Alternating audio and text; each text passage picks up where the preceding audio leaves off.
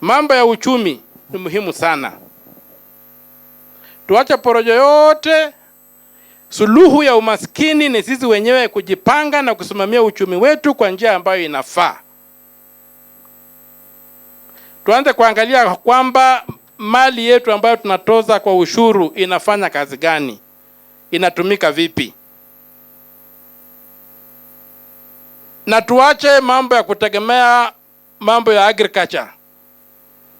At the backbone of the economy is agriculture. That's an insult in the 21st century.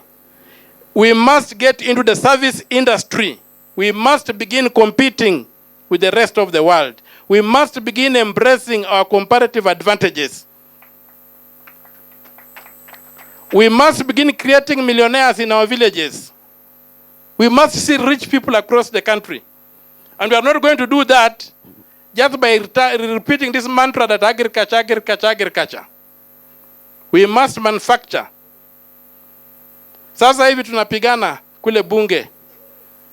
Kuna ile mambo ya kutengeneza magari, automotive industry. Ukiangalia kulikuwa na agreement ilitengenezwa na UN 1958. Ambapo ukisaini hiyo agreement mnaweza kuwa na kiwanda chenu hapa industrial area na mna manufacture kama ni carburetor ya Toyota ama ni filter ya Toyota, na itakuwa genuine original equipment yenye inaweza kuuzwa hata Uingereza. Kuna mabwenyenya hapa walikataa kusaini hiyo treaty. Mpaka sasa hatujasaini. Hizo vita ndio tunapigana sasa hii. Tunataka kujikomboa kiuchumi. Ule mtu anatukalia mzungu alienda, yale makosa alifanya tutamwandama. Lakini hata tukipata hiyo haitatushibisha. Lazima tuanze kujiuliza sisi kama watu wa dola hili ni vipi tutatajirika. Hakuna vile Mmeru atauza miraa atajirike. Tujenge viwanda. Tukianza kuingia kwa hizi industries zingine ambazo zinafanya hivi na vile, na kama motor vehicle tunajaribu kusukuma, tukiweza kutengeneza 40% ya motor vehicle hapa Kenya, itatusaidia kwa njia kubwa sana. Na unapata shida imekuwa miaka yote, watu walikataa kuweka vidole mahali fulani kwa sababu uchumi unaendeshwa na traders, not investors. We have very many transactional characters in this country. They drive the economy on the basis of trade, not investment and growth, not development. And that is where we must take our next frontier, to fight so that we can get emancipation, so that we can get rich people in this country, so that we can get to compete with the rest of the world. But to get there, we must tell our story of where we are coming from. And that's why efforts like this are extremely important. Because we must be able to remind people that at one time, some people thought we did not deserve to live in this country. And they wanted to exterminate us. And that can happen again. So how do you protect against that? It's the same people, it's the same ideologies, everything is the same. So how do we protect ourselves from these existential threats that are coming? Look at the history of Africa. Look at the leaders who are assassinated. What kind of leaders were they? Look at the history of Africa. Look at the leaders who find it impossible to ascend to power even when they win elections. They can't ascend to power. What history is that? What does it tell us? So beyond liberation, let us look at emancipation.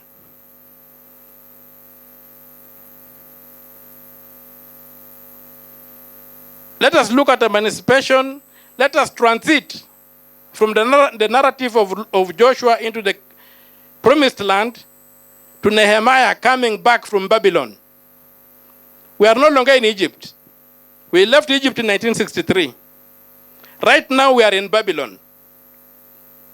So we need to find a formula of getting out of Babylon back to Jerusalem. I'm using the Jewish story because most of you are professed Christians, and the Jewish, you have grafted yourself onto the Jewish story, so it's part of our story. That's why I'm giving those images.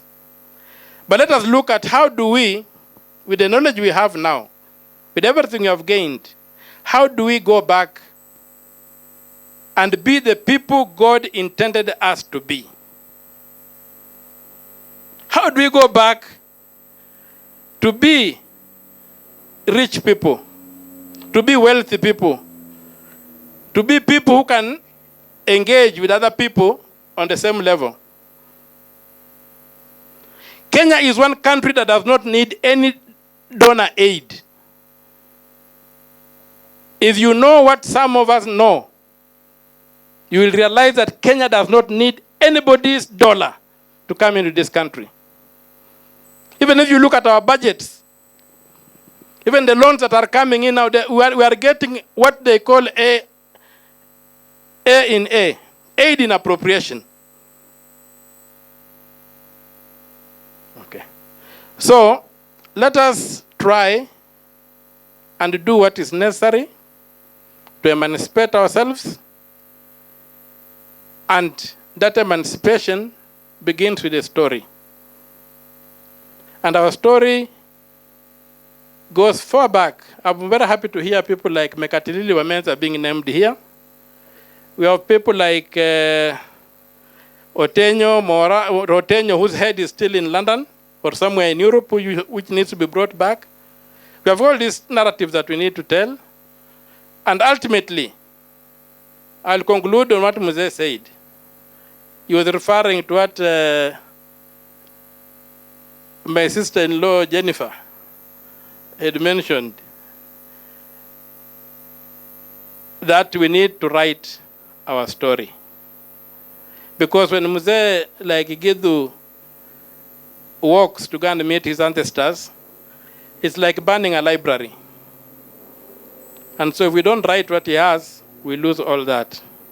With those few remarks, I'm most honored to stand among you.